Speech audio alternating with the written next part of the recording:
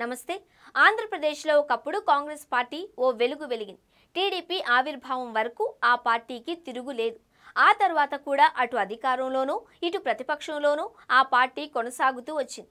అయితే రాష్ట్ర విభజన తరువాత ఏపీలో కాంగ్రెస్ పార్టీ పూర్తిగా తుడిచిపెట్టుకుపోయింది. ఆ పార్టీకి ఇక మనుగడ లేదు అని భావించిన నేతలు ఎంతో మంది ఎవరి దారి వాళ్ళు చూసుకున్నారు. అయితే ఇప్పటికీ కొంతమంది నేతలు కాంగ్రెస్ పార్టీలోనే కొనసాగుతున్నారు.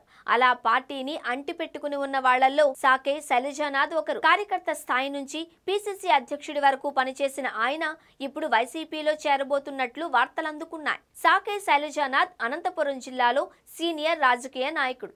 కాంగ్రెస్ పార్టీలో ఆయన రాజకీయ ప్రస్థానం మొదలైంది. సింగనమల నియోజకవర్గం నుంచి ఆయన 2 సార్లు ఎమ్మెల్యేగా ఎన్నికయ్యారు. వైఎస్ రాజశేఖర్ రెడ్డి, రోసయ్య, కిరణ్ కుమార్ రెడ్డి మంత్రివర్గాలలో ఆయన మంత్రిగా కూడా పనిచేశారు.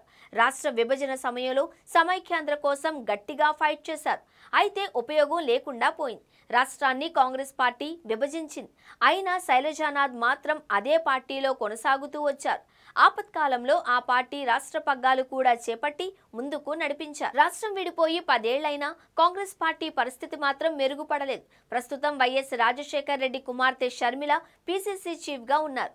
ఆమె వచ్చిన తరువాత పార్టీకి మంచి రోజులు వస్తాయి అనుకున్నారు. అయితే ఆమె ఒంటెద్దు పోకడలతో పార్టీకి మరింత నష్టం కలిగిస్తోంది అని పార్టీ నేతలు ఆవేదన చెందుతున్నారు. సీనియర్లకు కనీస గౌరవం కూడా ఇవ్వట్లేదు అని శైలజానాథ్ లాంటి సీనియర్లు ఆందోళన చెందుతున్నారు. పార్టీ అధికారంలోకి వచ్చే అవకాశం లేకపోవడం, షర్మిల ఒంటెద్దు పోకడలను భరించే పరిస్థితి లేనందువల్ల పార్టీ మారితే బాగుంటుంది అని శైలజానాథ్ నిర్ణయించుకున్నట్లు సమాచారం. వాస్తవానికి శైలజానాథ్ టీడీపీలో చేరతారు అని జోరుగా ప్రచారం జరిగింది. ఒకానొక దశలో ఆయనే ఎమ్మెల్యేగా పోటీ చేస్తారు అని కూడా అనుకున్నారు. అయితే చివరి నిమిషంలో వర్కౌట్ కాలేదు.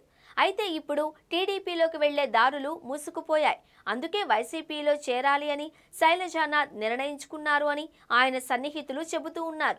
వైసీపీ అధినేత జగన్ కూడా సింగనమల నియోజకవర్గ నేతలకు ఈ మేరకు సంకేతాలు ఇచ్చారు అని తెలుస్తోంది. ఇంతకాలం అక్కడ నేతగా ఉన్న జొన్నలగడ్డ పద్మావతి ఇప్పుడు సైలెంట్ అయ్యారు. ఆమె భర్త ఇతరత్రా వ్యవహారాలలో బిజీ అయిపోయారు. అందుకే శైలజానాథ్ను పార్టీలోకి తీసుకోవడం ద్వారా అక్కడ బలపడవచ్చు అని జగన్ భావిస్తున్నట్లు సమాచారం. వచ్చే నెలలో శైలజానాథ్ వైసీపీలో చేరే అవకాశం కనిపిస్తుంది.